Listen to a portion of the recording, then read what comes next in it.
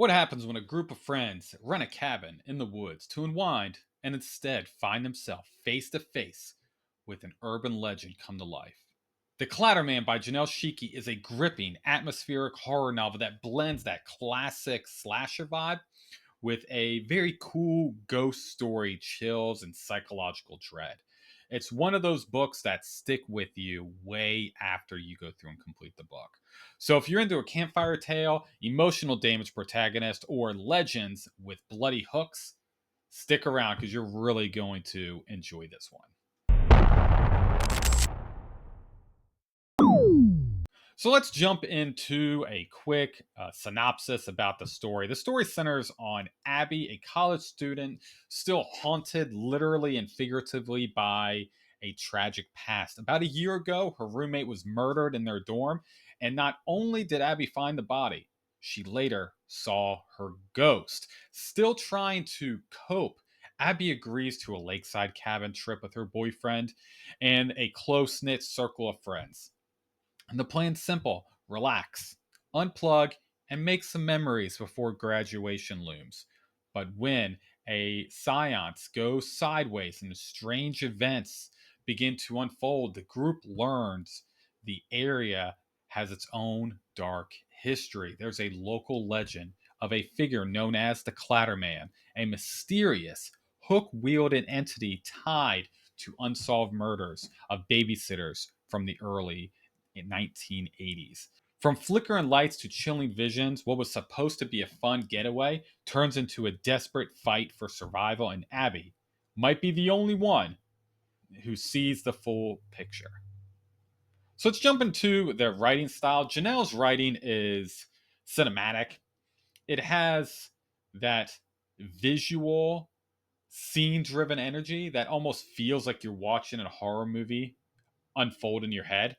She has a great balance between the internal narrations and the external actions, especially when you're in Abby's head. There's also a deliberate use of pacing that goes through and stands out very well in this book. She doesn't rush the scares. The first half of this book is more psychological. It is a slow burn of tension and unease, and you start to question what's real and what's a memory and what's supernatural. Then on the second half, really starts ramping up. The horror turns physical, the danger becomes tangible, and the Clatterman shows his hand, sometimes literally. Janelle also writes grief and trauma with sensitivity. Abby isn't just a final girl trope. She goes through and carries real emotional scars that adds all types of depth to every decision she goes through and makes within this story. You root for her because she's layered, not just because she's in danger. Jumping into the themes and tones, thematically, the Clatterman dives into trauma, memory, guilt, and the dark corners of friendship.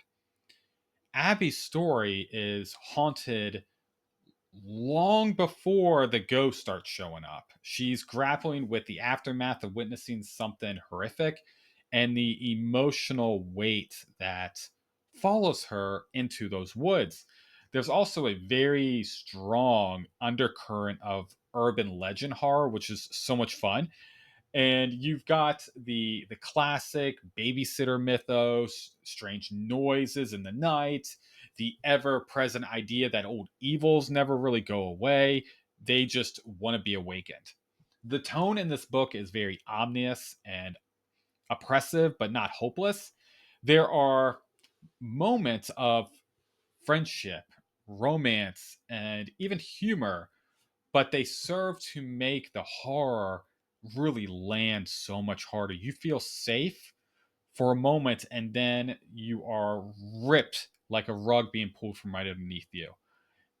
The atmospheric, there's it's very eerie, and it's good character driven narrative. It definitely checks all those boxes. But of course, with every book, there's some pros and cons. So jumping into the first, we got the pros. I've mentioned the atmosphere is amazing. The cabin, the woods, the isolations. It's immersive. It's incredibly cinematic. You feel the fog at the night, the darkness, the noises in the woods. It's so well done. You have a very strong protagonist in Abby. She's fully characterized.